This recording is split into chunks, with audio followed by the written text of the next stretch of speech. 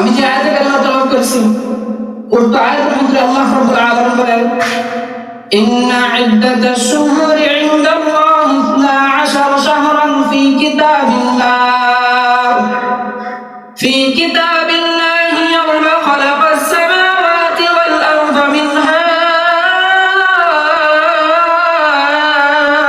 আরবা'তুন হুরুম।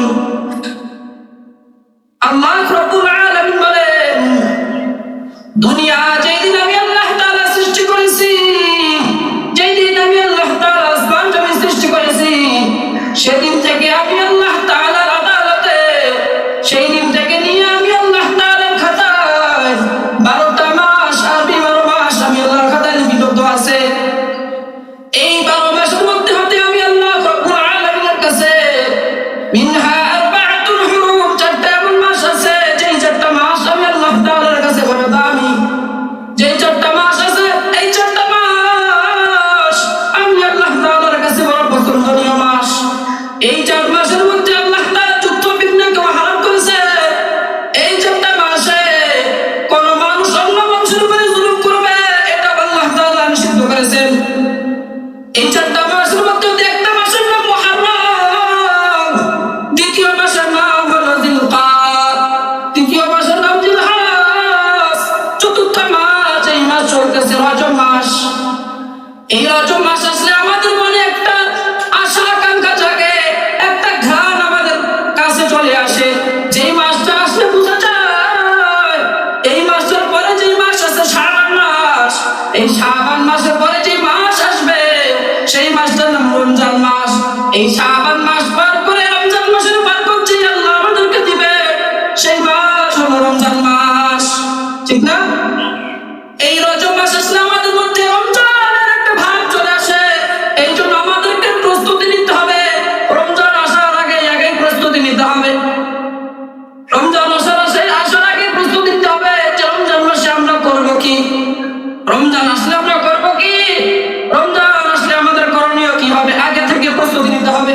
সাহাবায়ে কেরাম রাদিয়াল্লাহু তাআলা আনহুম আজমাইন 6 মাস আগে থেকে আল্লাহ তাআলার কাছে দোয়া করতো, আল্লাহ রাব্বুল আলামিন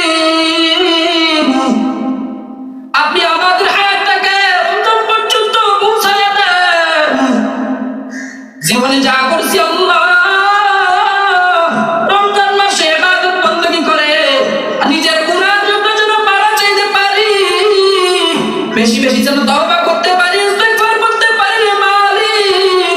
সেই জন্য আপনি রমজান পর্যন্ত আমাদের হায়াতটাকে বাড়িয়ে দেন। সাহাবায়ে কেরাম রাদিয়াল্লাহু তাআলা আনহুম আজমাইন 6 মাস আগে থেকে রমজান মাস পর্যন্ত দোয়া করতো। 4টা মাস আল্লাহ তাআলার কাছে বড় দামি মাস। সেই 4 মাসের মধ্যে হতে একটা মাস যার নাম হলো রজব। এই রজব মাসে এই 4টা মাস আল্লাহ তাআলা বলেন, ও দুনিয়ার মানুষ, তোমরা যদি এই রজব মাসে ভালো ভালো খাবার খাও, আমি আল্লাহ তাআলা নিজের জিম্মা নিলাম বাকি যে 12 মাস আছে, বাকি যে 11 মাস আছে, সেই 11 মাসও আমি আল্লাহ তাআলা তোমাদেরকে ভালো ভালো খাওয়াবো। সুবহানাল্লাহ। এই 4টা মাসে যেই বান্দা নিজে ভালো পোশাক পরিধান করবে, নিজের স্ত্রী সন্তানদেরকে যে ভালো পোশাক পরাবে, আল্লাহ তাআলা জিম্মাদারি নিয়ে নেয়। বাকি যে মাসগুলো আছে সেই মাসেও আল্লাহ তাআলা জিম্মাদারি নিয়ে নিছে। আল্লাহ তাআলা বান্দাদেরকে ভালো ভালো পোশাক পরার তৌফিক দান করবেন। সুবহানাল্লাহ।